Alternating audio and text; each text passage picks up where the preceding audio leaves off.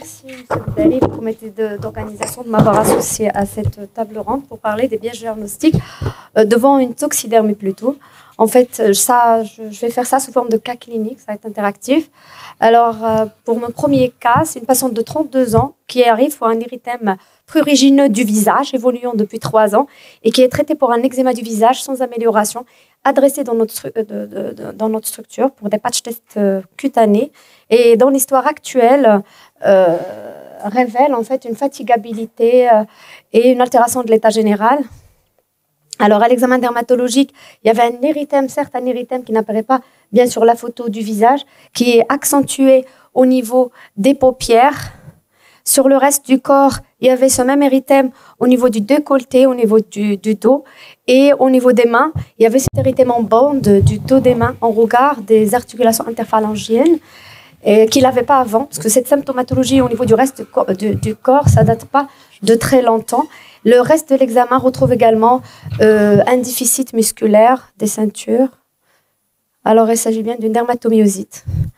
Alors là, devant la photosensibilité, l'érythème du visage, l'œdème lilacé de paupières, l'érythème du décolleté et du dos, les papules du côtran et les déficits musculaires des ceintures. Alors,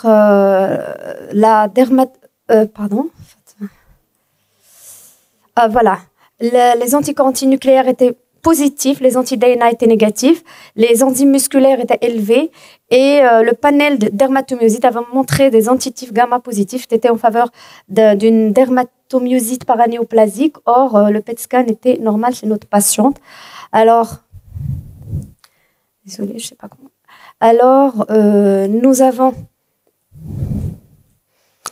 avons traité par des bolus de corticoïdes et du méthotrexate, du Plaquenil, avec une bonne évolution. Alors, que retenir? Un visage rouge ne veut pas dire eczéma du visage. Alors, pensez aux autres diagnostics, en particulier aux conjonctivites, aux infections de la face et ou à une photosensibilisation. Alors, deuxième cas clinique concerne notre patiente de 91 ans qui est hypertendue, traitée par Sartan depuis 16 ans et bêta-bloquant depuis 2 ans, qui se présente pour un érythème généralisé associé à un prurite intense évoluant depuis 9 mois.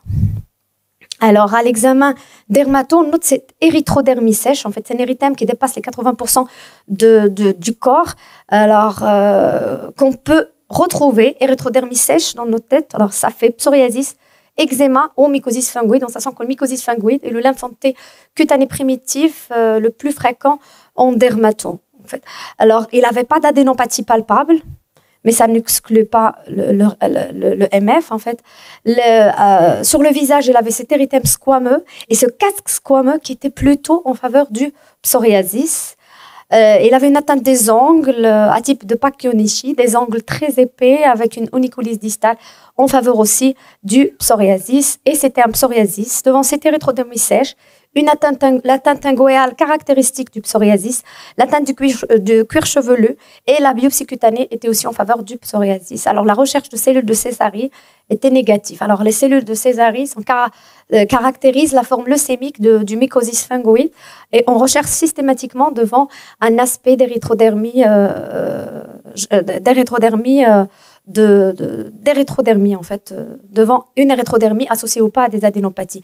Alors, on avait évoqué également, devant le contexte de prise médicamenteuse, en tout cas du bêta-bloquant depuis 1 an, c'était récent, depuis 2 ans, on avait évoqué un psoriasis induit, d'autant plus que la patiente n'avait pas de psoriasis dans l'enfance. Alors, c'est un psoriasis de nouveau à un âge avancé devant la notion de prise de bêta-bloqueur.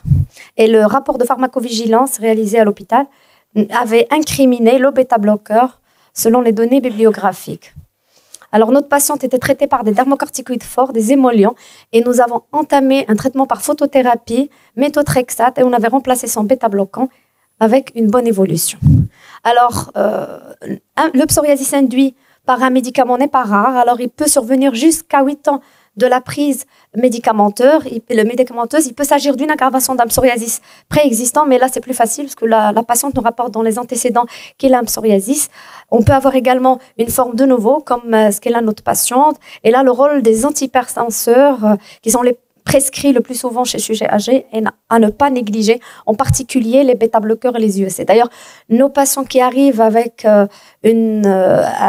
avec par exemple un prurite ou une suspicion d'un prurite isolé, on demande toujours s'il y a une prise de bêta-bloqueurs. Ils sont vraiment incriminés dans le psoriasis, dans le prurite et même dans d'autres manifestations cliniques simulant des toxidermies.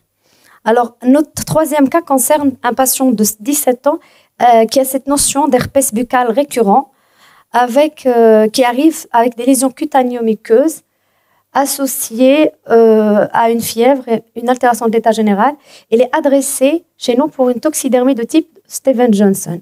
Alors, à l'examen, on retrouve ces lésions en cocarde palmoplantaire avec cette atteinte étendue de la muqueuse buccale, oculaire et génitale. Alors, il avait des érosions, une chélite érosive, des érosions endobuccales et cette hyperémie conjonctivale. Et à votre avis, c'était quoi? Voilà, en fait, sur la peau, il avait des lésions aussi en cocarde, mais les lésions prédominaient au niveau des extrémités. Alors, lésions en cocarde, ça fait plus érythème polymorphe, et c'était le cas. Un érythème polymorphe post-herpétique devant les récurrences, la notion de récurrence herpétique, la lésion en cocarde typique, la prédominance acrale et l'atteinte étendue des muqueuses. Alors, une biopsie cutanée était réalisée et qui était aussi en faveur du diagnostic. Alors, nous avons traité par un antiviral et avec des soins locaux de la bouche et des coulis à base de corticoïdes et antibiotiques avec une bonne évolution. Alors, l'érythème polymorphe est une dermatose éruptive aiguë avec des lésions cutanées oncocardes typiques avec 3 centres et avec 3 cercles avec un centre bulleux. C'est une éruption à prédominance acrale avec une atteinte muqueuse étendue. L'origine infectieuse herpétique est majoritaire chez l'adulte. Alors, il pose un problème de diagnostic différentiel avec le Stevens-Johnson. Or, dans le Stevens-Johnson, l'atteinte est diffuse, alors que dans l'érythème polymorphe, c'est à prédominance acrale. Dans l'érythème polymorphe, c'est plutôt post-herpétique chez l'adulte et post-mycoplasme chez l'enfant. Dans le Stevens-Johnson, c'est une atteinte diffuse, comme je l'ai dit, avec une atteinte, et c'est le plus souvent post-médicamenteux ou post-mycoplasme. Alors, mon 4e cas clinique concerne ce patient de 30 ans, sans antécédents pathologiques particuliers, enfin, patient de 30 ans, sans antécédents pathologiques particuliers, qui arrive pour une éruption cutanée généralisée, évoluant depuis 5 jours, dans un contexte d'une symptomatologie respiratoire. Alors, à l'examen cutané, on retrouve ces lésions étendues, érythémateuses, non infiltrées. Cette fois-ci, on ne retrouve pas la cocarde typique avec les 3 cercles, mais c'est des lésions arrondies. On se dit en pseudococarde généralisée à toute la surface cutanée avec une atteinte palmoplantaire, mais cette fois-ci, il n'y a pas vraiment l'atteinte muqueuse étendue comme on a vu dans l'autre cas, le cas précédent. Alors, l'examen pleuropulmonaire avait retrouvé des cales renflants à l'auscultation. Il y avait un contexte d'infection respiratoire. Alors, c'était un érythème polymorphe-like. Ça ressemblait à l'érythème polymorphe, mais cette fois-ci post-mycoplasme.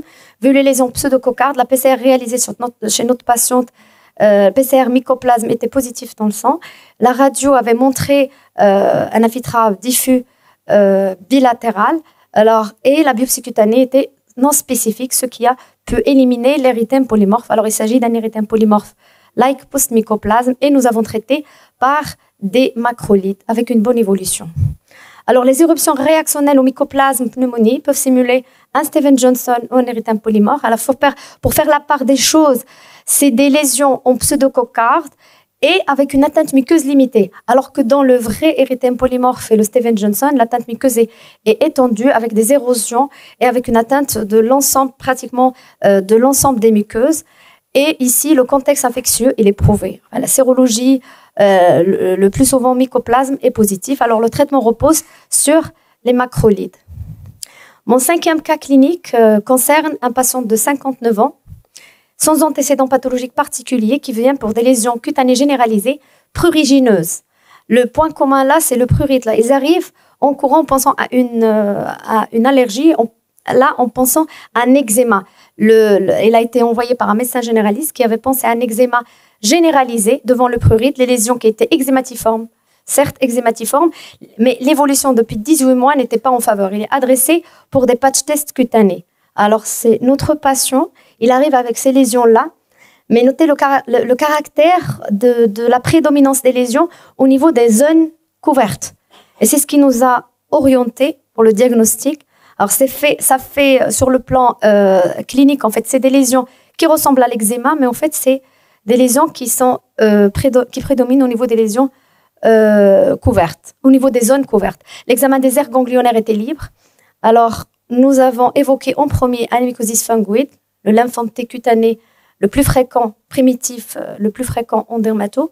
Alors, et c'était évoqué devant le prurite intense et l'évolution chronique. Enfin, c'est des gens qui arrivent avec l'histoire d'un prurite isolé qui précède l'éruption. Alors, dans l'interrogatoire, il y a eu toujours l'histoire du prurite qui précède les lésions eczématiformes, la prédominance des lésions dans les zones couvertes et l'histologie avec l'immunohistochimie qui était en faveur d'un mycosis fungoïde. Alors, nous avons réalisé un bilan d'extension de départ qui était négatif et notre patient avait bien évolué sous dermocorticoïde très fort associé à une photothérapie UVB.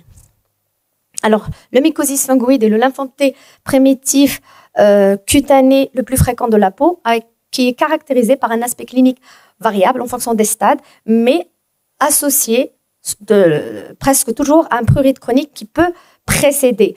Alors, à des stades précoces, il peut simuler de l'eczéma et la limite nette des lésions et leur prédominance dans les zones non photoexposées sont en faveur plutôt du MF. Alors, il faut toujours y penser devant toute éruption prurigineuse chronique, d'autant plus s'il y a cet aspect eczématiforme ou devant un simple prurite isolé, il faut également y penser. Alors, notre 6e cas clinique est cette patiente de 59 ans qui a comme antécédent un psoriasis vulgaire depuis l'âge de 16 ans et qui arrive pour une éruption pustuleuse généralisée dans un contexte fébrile survenu dans les 48-72 heures après la prise de corticoïdes oraux. Il arrive chez nous pour suspicion de PEAG. Alors, il avait pris les corticoïdes pour une pharyngite. Alors, à l'examen, on retrouve cette éruption pustuleuse avec des pustules non folliculaires, amicrobiennes, reposant sur une peau érythémateuse. Alors, cet aspect était, ça peut évoquer une PAG, c'est le diagnostic effectivement différentiel, mais il n'y avait pas la prise médicamenteuse imputable. En fait, elle avait pris des corticoïdes, il n'y avait pas notion de prise d'amoxicilline, par exemple. Or, cet aspect annulaire des lésions qu'on voit on n'est pas retrouvé dans la PEAG. La PEAG, c'est un fond érythémateux généralisé avec des pustules par-dessus. Alors, ce qui nous a fait penser à une aggravation de son psoriasis vulgaire, comme il y avait dans l'antécédent psoriasis vulgaire, et un passage de son psoriasis vulgaire à un psoriasis grave, qui est dans le psoriasis pustuleux. Alors, le psoriasis pustuleux généralisé, dans ce cas-là, a été évoqué dans l'antécédent, surtout de psoriasis vulgaire. L'aggravation après prise de corticoïdes, et c'est bien décrit. D'ailleurs, c'est ce qu'on va voir, c'est les patients avec notion de psoriasis, avec notion d'antécédent de psoriasis ou les patients psoriasis ont contre-indiqué les corticoïdes. Alors, l'éruption pustuleuse généralisée était en faveur et surtout cet aspect annulaire qui est en faveur du psoriasis pustuleux. Et bien sûr, nous avons réalisé une biopsie cutanée qui était en faveur du diagnostic. Alors, nous avons traité par des dermocorticoïdes forts et par des rétinoïdes qui est le traitement de choix du psoriasis pustuleux généralisé. Alors, le psoriasis pustuleux, comme je dis, est une forme grave du psoriasis avec un rôle aggravant connu des corticoïdes systémiques. Sur le plan clinique, on note une grande similitude avec la PEAG. Or, dans les deux cas, c'est des lésions pustuleuses sur un fond érythémateux, mais l'aspect annulaire est plus caractéristique de psoriasis pustuleux, alors que dans la PEAG, les lésions débutent au niveau des plis. Et bien sûr, on retrouve souvent le médicament imputable. Alors, la corticothérapie systémique est contre-indiquée chez tout patient psoriasique ou avec antécédent de psoriasis. C'est ce qu'on essaie de dire et de faire passer, surtout à nos externes, qui seront les futurs généralistes, de contre-indiquer. On leur dit, voilà, le traitement, c'est les dermocorticoïdes, mais les corticoïdes par voie systémique, ils sont contre-indiqués. Alors, le 7e cas clinique concerne une patiente de 61 ans, hypertendue, sous IEC depuis 2 ans, et qui consulte pour un prurite généralisé évoluant depuis 1 an. Alors, elle était traitée par dermocorticoïdes de long cours, mais sans amélioration. Alors, c'est notre patiente. Elle arrive alors pour une suspicion d'allergie médicamenteuse, de MP, d'exanthème maculopapuleux. À l'examen dermatologique retrouve un érythème généralisé avec des lésions de grattage et des lésions de prurigo des membres. Les aires ganglionnaires étaient libres. Systématiquement, on pense à notre mycosis fungoïde. Alors, on avait pensé à l'origine médicamenteuse, tôt devant l'hyperéosinophilie à 900, et nous avons quand même réalisé un bilan de première intention du prurite isolé qui s'est révélé négatif, et nous avons réalisé une biopsie cutanée avec IFD qui avait éliminé la pemphigoïde bulleuse, en sachant que la pemphigoïde bulleuse peut être précédée par des lésions urticariennes, prurigineuses avant l'apparition des bulles tendues. Alors, le traitement, on avait renforcé le traitement par des dermocorticoïdes forts. On avait remplacé son IEC. On était convaincus devant l'hyperéosinophilie que c'était la prise des IEC récemment rajoutée à son traitement d'hypertension artérielle. Mais il n'y avait pas d'amélioration clinique. On avait décidé de faire un prélèvement parasitaire sur la peau et les angles. Et effectivement, c'était une gale profuse, chronique. Alors, qui a été aggravée sous dermocorticoïdes, et ça, c'est standard. Et là, après, on avait eu la loi de série, on avait 5 cas qu'on avait rassemblés par la suite qui avaient la même chose, une râle aggravée par les dermocorticoïdes. Alors, ce qui était en faveur, là, l'hyperéosinophilie, là, était plus en faveur de la parasitose, et le prélèvement parasitaire avait montré le Sarcopte scabiei. Alors, on avait traité notre patiente par l'ivermectine, qu'on a fait venir de l'étranger, avec un traitement topique de Sarcopte scabiei. Nous avons réalisé une désinfestation des vêtements et la literie, et un traitement, bien sûr, des autres membres de la famille en même temps, malgré l'absence de grattage chez les autres membres de la famille. Enfin, dans ce cas-là, je voulais juste illustrer que la gale, il faut y penser, malgré qu'il n'y a pas de notion de comptage dans le milieu où la personne vit. Alors, la gale humaine est une ectoparasitose fréquente qui est sur le plan clinique caractérisée par un prurite isolé à prédominance nocturne. Des ventres trompeuses sont possibles, souvent traitées à tort par des corticoïdes topiques. C'est ce qui fait changer l'aspect clinique. Alors, il faut toujours y penser devant toute dermatose prurigineuse chronique qui va être aggravée par les dermocorticoïdes. Et là, on l'a eu dans l'interrogatoire au tout début. Notre patiente rapportait l'aggravation sous dermocorticoïdes. Alors, on passe à la pédiatrie. J'ai encore 3 cas cliniques d'enfants. Alors là, c'est une petite de 5 ans qui vient pour une éruption cutanée fébrile. C'est pour nous, enfin, je fais un peu de dermatopède. C'est ce que je vois le plus fréquemment. C'est l'exemple type de l'éruption cutanée fébrile que je vois souvent. Alors, il arrive avec une éruption cutanée fébrile non prurigineuse qui évolue depuis 48 heures dans un contexte infectieux, écoulement nasal, pharyngite, et il y a eu aussi la prise d'amoxicilline. Est-ce que ça vous arrive tous, une prise médicamenteuse? Alors, il y avait cet érythème morbilliforme généralisé, avec une fièvre à 39, et il n'y avait pas d'adénopathie associée. Alors, nous avons pensé à l'origine virale. C'est vrai qu'on n'a pas réalisé de PCR à la recherche de virus incriminés, mais devant le syndrome grippal, la fièvre, l'éruption cutanée et surtout l'absence du prurite, on avait pensé à l'éruption cutanée virale. Un traitement symptomatique était donné à la patiente et avec une bonne évolution. Alors, une autre patiente de 14 mois qui arrive pour une éruption prurigineuse, fugace migratrice, qui évolue depuis 48 heures dans un contexte fébrile, aussi un contexte infectieux, d'écoulement nasal, avec une toux sèche et une angine rouge traitée par amoxicilline. Alors, on note ces lésions à l'examen dermatologique, érythémateuses, œdémateuses, annulaires, cycliques, échymotiques, caractéristiques devant de l'urticaire aiguë de l'enfant, devant ce caractère migrateur et fugace des lésions. Alors, il s'agit bien d'une urticaire aiguë post-infectieuse, post-virale post-infectieuse. Et lorsqu'on cherche dans les origines de l'urticaire aiguë post-infectieuse, on note en premier, les pédiatres peuvent témoigner de l'origine post-virale et post-mycoplasme surtout. Alors, on avait traité systématiquement notre patiente après arrêt de l'amoxicilline par des macrolides, des antihistaminiques à double dose, et il a bien évolué.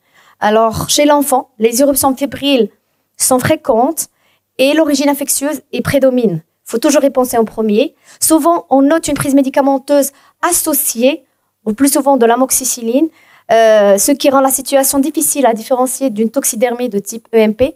Mais chez l'enfant, pensez plutôt à un exanthème infectieux, viral ou à mycoplasme, avant de penser toxidermie, surtout si le contexte infectieux est là. Alors, mon dernier cas clinique concerne un petit de 11 ans qui n'a pas d'antécédent pathologique particulier et qui arrive pour une éruption cutanée muqueuse qui évolue depuis une semaine dans un contexte de toux et de fièvre. Alors, ça ressemble à mon premier cas de l'adulte. Alors, c'est des lésions onchocardes typiques, prédominant au niveau acral, avec une atteinte buccale majeure et une atteinte conjonctivale, mais les lésions vont prédominer au niveau acral. Alors, c'est un érythème polymorphe, post-mycoplasme cette fois-ci, parce que l'éruption cutanée, on retrouve cette éruption cutanée acrale caractéristique, l'atteinte étendue des muqueuses et le contexte d'infection respiratoire qui fait orienter vers le mycoplasme. À l'époque, on ne réalisait pas de PCR mycoplasme, mais on réalisait des sérologies mycoplasme qui étaient positives IgG, IgM. Et bien sûr, la radiothorax était en faveur d'un foyer basal gauche. Alors, l'érythème polymorphe le traitement, nous avons traité notre patient par des macrolides avec une bonne évolution. Alors, l'érythème polymorphe chez l'enfant n'est pas rare.